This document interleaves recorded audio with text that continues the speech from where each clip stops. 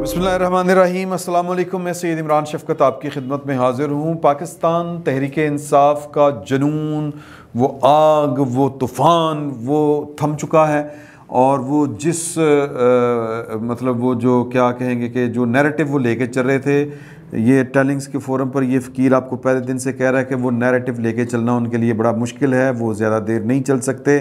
अब सूरत हाल ये है कि ख़बरें इस तरह की आ रही हैं कि पाइन जो हैं, यानी कि साबिक़ वज़ीर आज़म जनाब इमरान ख़ान साहब, वो जनरल कमर जावेद बाजवा साहब से के ऊपर दबाव, एक तरह से अखलाकी दबाव कह सकते हैं। और दबाव क्या डालना है उन्होंने, मतलब उन्होंने केड़ा, मेरा मतलब है कोई ताजमहल जो है या मीनार पाकिस्तान जो है या बादशाही मस्जिद, जो बादशाही मस्जिद जिसको कहते हैं, वो जनरल कमर जावेद बाजवा साहब के नाम लगा रखी है कि वो कल कला को लोगों को बता देंगे कि जनाब कि आपको मैंने ये फ़ायदा दिया था।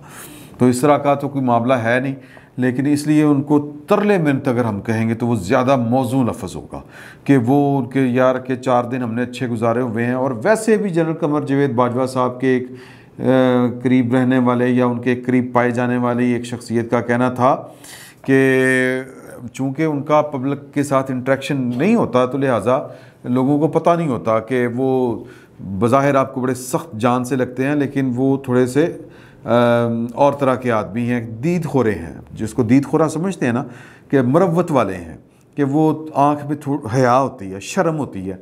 तो वो 4 दिन अगर आपने किसी के साथ अच्छा खाया तो वो बेदीद नहीं हो सकते, बेरहम नहीं हो सकते। जिस तरह इमरान ख़ान साहब जो हैं वो बेदीद भी होते हैं, बेरहम भी होते हैं। उन्होंने एक ऐसा शख्स जिसके वालिद साहब को बेकसूर जेल में डाल रखा था, और सिर्फ ज़ाती दुश्मनी की वजह से कि जनाब के तुम मेरा झंडा क्यों उठा के नहीं चल रहे, तो वो शख्स जो है जब नवाज शरीफ कह रहा हूँ, इमरान ख़ान साहब से मिलने गया, तो उन्होंने कहा कि यार देखो कि बात ये है कि ये जो होता है ना, ये जो दुनिया है, ये मफादात का खेल है भाई। ये उस बंदे ने बराह रास्त मुझे ये वाली बात बताई है, और ये जो है ना, ये मफादात का खेल है, और ये इंसानियत, ये दीद लिहाज, ये कोई चीज़ नहीं होती। मुझे अगर आपसे कोई फ़ायदा नहीं हो रहा तो फिर मैं आपका भी कोई फ़ायदा नहीं होना दूंगा, तो लिहाजा छुट्टी करो। मैं तो जनाब और आपको जो है वो आपके वालिद साहब को और ज़्यादा टफ़ टाइम दूंगा। आपने देखा नहीं मैंने जहांगीर तरीन के साथ क्या किया, कोटन कोट मैं आपको बता रहा हूँ कि वो मिसाल दे के उन्होंने एग्जाम्पल सेट की थी अपनी तरफ से कि जो मेरे रास्ते में रुकावट बनेगा, या जो मेरे ख़िलाफ़ चलेगा, या जो मेरे साथ नहीं चलेगा, वो निशाने इबरत में उसको बना दूंगा। और वो मिसाल दिया करते थे जहांगीर तरीन की। एक और बात, मुझे अलीम ख़ान साहब के राइट हैंड बंदे ने ये वाली बात बताई कि ज़ख्मों के ऊपर नमक पाशी करना क्या होता है। फ़ोन उठाया पाइन इमरान ख़ान साहब ने एक दिन, और फ़ोन उठा के कहा, अलीम ख़ान साहब की बेगम को फ़ोन मिलाया, अस्सलाम वालेकुम भाभी, वो मैं इमरान बोल रहा हूँ, वो अलीम किधर है। तो आगे से उन्होंने सख्त गुस्से में, जिसका मियाँ जेल में हो और आप उसके दोस्त हों, उसकी पार्टी के सरबराह हों, और पाकिस्तान के आप वज़ीर आज़म हों, और आप इतने छुन्ने काके और के जी के आपको पता नहीं कि आप क्या बात कर रहे हैं, तो वो उन्होंने फिर उसी तरह गुस्से में आके जवाब दिया कि भाई आपको नहीं पता कि वो कहाँ पे हैं। अच्छा, मैं तो समझा था आ गया होगा। ओके, ये टीज़ करना, क्यों टीज़ करना? क्योंकि इमरान ख़ान साहब उनको वज़ीर आला नहीं बनाना चाहते थे। क्यों वज़ीर आला नहीं बनाना चाहते थे? कि एक मजबूत बंदा पंजाब का वज़ीर आला अगर बनाएंगे तो इमरान ख़ान साहब को ख़तरा था कि पंजाब मेरे हाथ से निकल जाएगा। पंजाब के डायनामिक्स कुछ और तरह के हैं। जिसकी पंजाब में हुकूमत है उसकी पाकिस्तान पर हुकूमत है, ये इसका सियासी तर्जमा मैं आपको करके बता रहा हूँ। तो लिहाजा इमरान ख़ान साहब बेक वक्त वफाक के ऊपर भी अपना कंट्रोल रखना चाहते थे, और हिर्स और हवस के मारे पंजाब को भी अपने हाथ से नहीं छोड़ना चाहते थे। और वहाँ पर उनको एक मडक टाइप की कोई चीज़ चाहिए थी, वो शुल्लू टाइप नहीं था, उस तरह की कोई चीज़ चाहिए थी, यहाँ भी चला जाए साई जै। तो वो उन्होंने बुज़दार को लगा के रख दिया। और बुज़दार आपको तो पता ही नहीं आप कितने अहम आदमी हैं, और आपको तो पता ही नहीं कि आप कितना काम कर रहे हैं।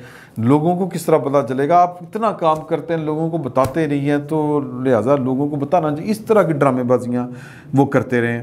तो कहने का मतलब मैं जो आपसे बात कर रहा था वो ये था कि इमरान ख़ान साहब जो हैं वो उनकी जो कह लें कि जनरल कियानी मेरे मुंह में आ गया, जनरल कमर जवेद बाजवा साहब से इस वक्त तरले मिन्नत कर रहे हैं कि सर के मेरी मेहरबानी करें कि मेरे ख़िलाफ़ जो है ना वो अब इंतकामी कार्रवाइयाँ ना शुरू हो जाएँ। उन्होंने पाकिस्तान की मुसल्लह अफवाज को या जनरल बाजवा साहब को थोड़ा सा डराने धमकाने की कोशिश की, वो ट्रेंड चला के कि जनाब इम्पोर्टेड हुकूमत साजिश ये वो इस तरह की चीज़ें करके न्यूट्रल जानवर होता है। जब वो नहीं डरे, इस्तकामत का मुजाहरा उन्होंने किया और उन्होंने कहा कि देख लेंगे फिर जो भी आप करेंगे, हमने तो गैर सियासी रहना है। अब उनको ये ख़बरें आ रही हैं, नजम सेठी साहब भी बता रहे हैं और भी ख़बरें आ रही हैं कि जी के इमरान खान साहब जो हैं वो कभी जनाब जो क्या नाम है जी उनका, रियाज मलिक रियाज साहब को इस्तेमाल कर रहे हैं, कभी जनरल बाजवा साहब को प्रेशराइज़ कर रहे हैं, कभी वो जनाब जरदारी साहब तक अप्रोच कर रहे हैं कि ये मेरे ख़िलाफ़ जो है ना वो इंतकामी कार्रवाइयाँ ना हों।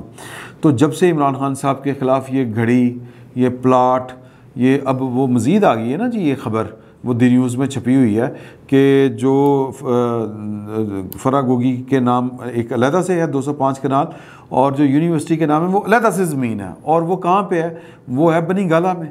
और बनी गाला में ज़मीन का रेट क्या है, मतलब ये अरबों खरबों के मामलात हैं।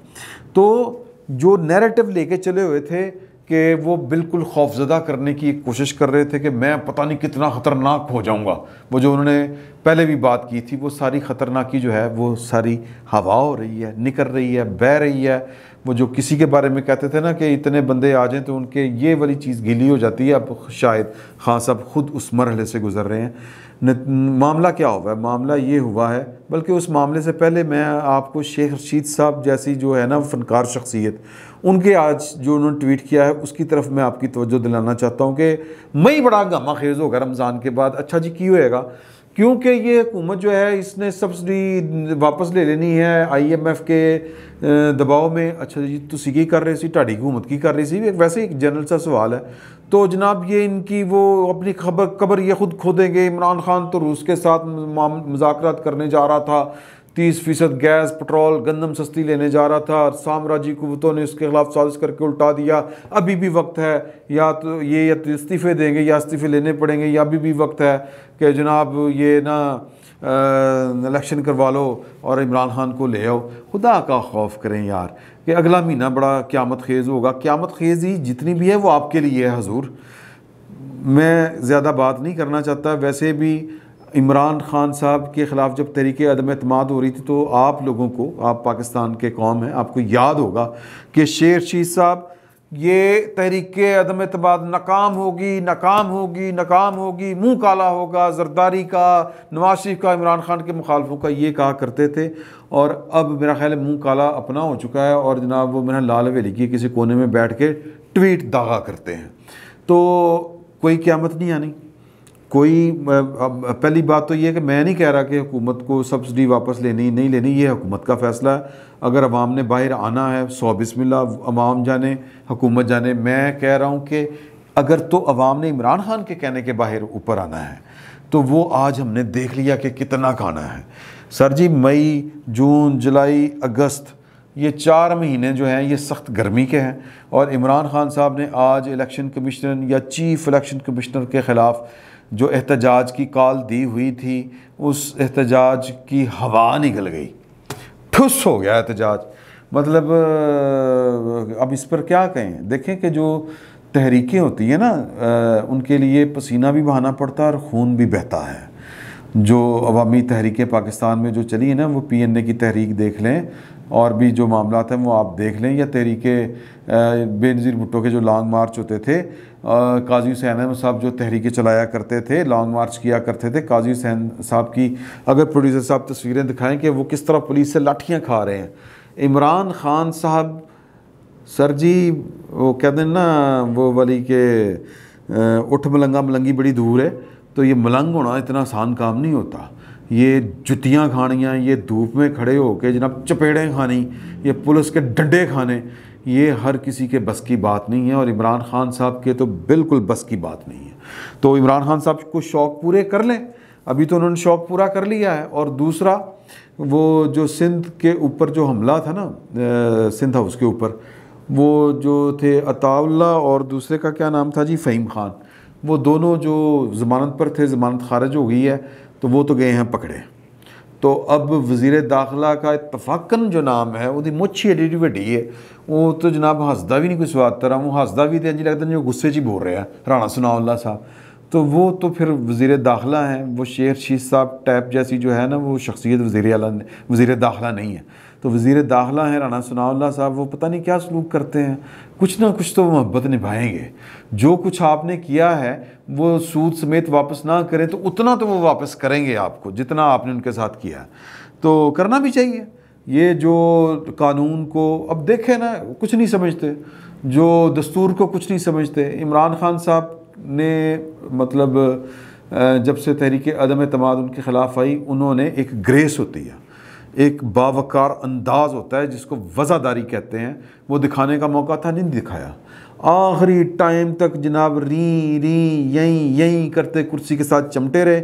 जब वो फिर बातें बड़ी, जितने मुंह उतनी ज़ुबानें के जब चपेड़े, जब वो वैन जो थी प्रिजनर वैन, कैदियों वाली वैन दिखाई और हेलीकॉप्टर के चक्कर लगवाए 2-3 उत्ते, वो जनाब टप टप कर दिया। जनाब जो फोर्सेस हैं, वो जो बटालियन है पूरी की पूरी प्राइम मिनिस्टर हाउस की जो कवर करती है, जो हिफाजत करती है, उसका जो नया दस्ता जब पूरी बटालियन जो है वो ठप ठप ठप ठपक करती, बंदूकें पकड़ के यूं करके घूम के आई, पायन की हवा ख़राब हो गई हैं जी।